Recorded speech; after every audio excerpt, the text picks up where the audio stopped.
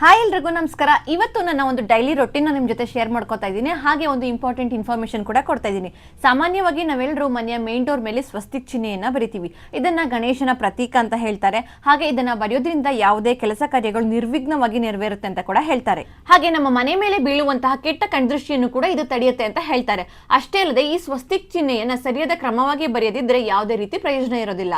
ಇನ್ನು ಸ್ವಸ್ತಿಕ್ ಚಿಹ್ನೆಯನ್ನ ಬರೆಯೋದಕ್ಕೆ ಯಾರಿಗೆಲ್ಲ ಕಷ್ಟ ಆಗ್ತಾ ಇದೆ ಅಂತವ್ರಿಗೆಲ್ಲ ಒಂದು ಒಳ್ಳೆ ಉಪಾಯನ ತಿಳಿಸ್ಕೊಡ್ತೀನಿ. ಇನ್ನು ನಾವು ಹೆಣ್ಮಕ್ಳು ಮನೆ ಕೆಲಸನೇ ದೊಡ್ಡದು ಅಂತ ತಿಳ್ಕೊಂಡ್ರೆ ಜೀವನದಲ್ಲಿ ಏನನ್ನು ಕೂಡ ಸಾಧನೆ ಮಾಡೋಕ್ಕಾಗೋದಿಲ್ಲ. ಹಾಗೆ ಇವತ್ತಿನ ಟಿಫನ್ಗೆ ಚಪಾತಿ ಹಾಗೂ ತೆಂಗಿನಕಾಯಿ ಚಟ್ನಿನ ಮಾಡಿ ಇನ್ನು ನನ್ನ ಮಗನ ಸ್ನಾಕ್ಸ್ಗೆ ಮೊಳಕೆ ಕಟ್ಟಿದ ಹೆಸರು ಕಾಳು ಸಲಾಡ್ನ ಮಾಡ್ತಾ ಇದ್ದೆ. ಈ ಸಲಾಡ್ ಮಾಡಕ್ಕೆ ಒಂದು ಬೌಲ್ಗೆ ಮೊಳಕೆ ಕಟ್ಟಿದಂತಹ ಹೆಸರು ಕಾಳು, ತುರಿದಿಟ್ಕೊಂಡಿರುವ ಕ್ಯಾರೆಟ್, ಸೌತೆಕಾಯಿ, ಈರುಳ್ಳಿ, ಟೊಮೆಟೊ, ಕೊತ್ತಂಬರಿ ಸೊಪ್ಪು, ರುಚಿಗೆ ತಕ್ಕಷ್ಟು ಉಪ್ಪು ಹಾಗೆ ಅಚ್ಕಾರದ ಪುಡಿ ಜೊತೆಗೆ ನಿಂಬೆ ರಸ ಬೆರೆಸಿ ಒಂದೊಳ್ಳೆ ಮಿಕ್ಸ್ ಕೊಟ್ರೆ ಟೇಸ್ಟಿ ಹಾಗೆ ಹೆಲ್ತಿ ಮೊಳಕೆ ಕಟ್ಟಿದ ಹೆಸರು ಕಾಳು ಸಲಾಡ್ ರೆಡಿ ಆಗುತ್ತೆ. ಇದ್ರ ಜೊತೆ ದಾಳಿಂಬೆ ಹಣ್ಣಿನ ಬೀಜಗಳನ್ನ ಕೂಡ ಆಪ್ಷನ್ ಆಗಿ ಹಾಕೋಬಹುದು. ಇನ್ನು ಎಲ್ಲರ ಹೋಟ್ ಮೇಲೆ ನಾನು ಕೂಡ ಟಿಫನ್ ತಿಂದು ಒಂದು ಪ್ರಾಡಕ್ಟ್ ನ ಅನ್ಬಾಕ್ಸಿಂಗ್ ಮಾಡ್ತಿದ್ದೆ.